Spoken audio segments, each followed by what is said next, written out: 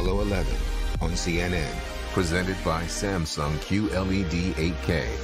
10 years ago, I had an undiagnosed heart condition, and erectile dysfunction was actually the first sign that something was wrong. Luckily, I'm a doctor, an expert in sexual health, and Zach's dad. Not everyone has a doctor in the house, and some health conditions can be really tough to talk about. We started Roman to change that. Now you can go online and chat with a physician. And if treatment is right for you, we'll ship genuine medication right to your door. If you're experiencing ED, hair loss, cold sores, or other issues, let's take care of it. Not getting enough cash back with that credit card? Turn to the nerds. Are your credit cards working hard enough for you? At NerdWallet, we sort through hundreds of credit cards to find you the lowest rates and the sweetest perks like balance transfers and travel. Using your preferences to narrow your search, NerdWallet makes it easy to compare and find the perfect card for you. Need the right credit card? Turn to the nerds at nerdwallet.com.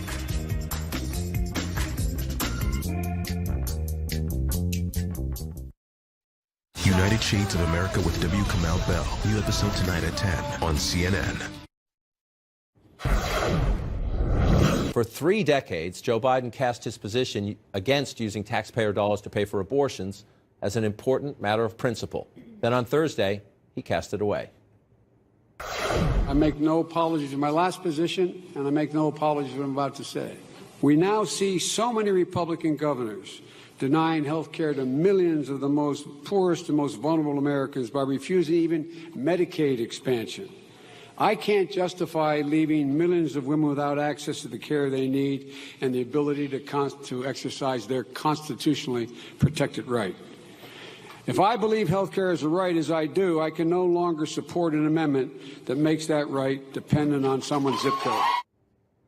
As flip-flops go, score that one a 12 on a scale of 1 to 10. We know African-American women on Biden's staff were among those who urged him to change his position. And with the first debates now in sight, there is no doubt this had something to do with it. He's absolutely wrong on this one. Women of means will still have access to abortions. Who won't will be poor women. That is an assault on African-American women, too. Now, how this was handled and the timing are raising very familiar questions about Biden's political instincts and the quality of his campaign team. This, nicely put in the New York Times, is the bottom line as to the why. For all his reluctance to abandon his long-held position on federal funding for abortion, Mr. Biden ultimately shifted in order to meet the mood of emergency within his party's electoral base. Handled poorly, which raises long-term questions about the candidate and his team. From a policy position, gets him to a safer place in the primary, right?